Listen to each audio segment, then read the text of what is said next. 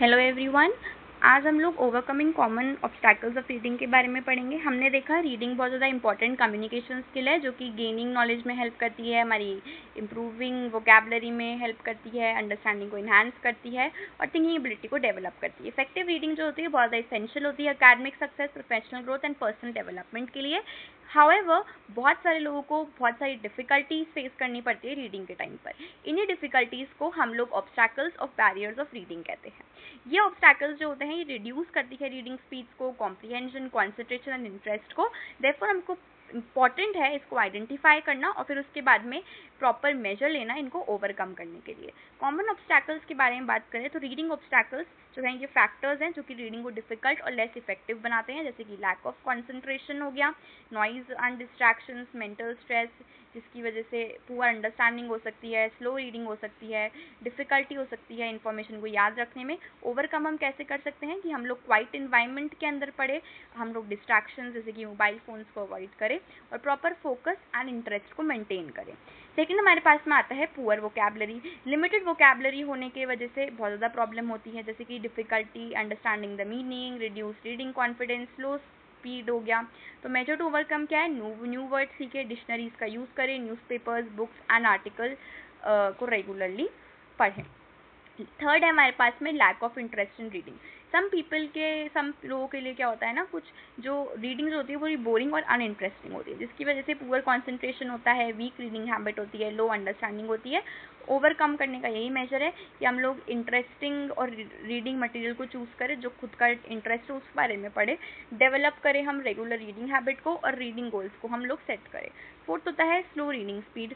Reading जो होती है बहुत ज़्यादा स्लो होती है, इस वजह से एफिशिएंसी डिक्रीज हो जाती है और टाइम भी वेस्ट होता है, जिसकी वजह से डिफिकल्ट होता है कंप्लीट करना उस किसी भी पर्टिकुलर टास्क को।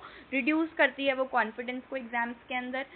ओवरकम करने का मेजर ये है कि हम लोग प्रैक्टिस करें रीडिंग को regularly, skimming and scanning techniques का यूज़ करें जो कि हमने लास्ट वीडियो में पढ़ा था, और रीडिंग वर्ड बाय वर्ड को हम लोग अवॉइड करें। फिफ्थ आता है हमारे पास में पुअर कॉम्प्रिहेंशन। कुछ रीडर्स जो होते हैं वो वर्ड्स को रीड कर लेते हैं बट समझ नहीं पाते कि वो पूरी बात क्या कहना चाह रहे हैं, तो डिफ़िकल्ट होता है आंसर करने में, लर्निंग एबिलिटी वीक हो जाती है। ओवरकम करने का यही है मेजर कि हम लोग केयरफुली एंड अटेंटिवली पढ़ें, नोट्स लेते जाएं साथ साथ में और टॉपिक को दूसरों के साथ में डिस्कस करें।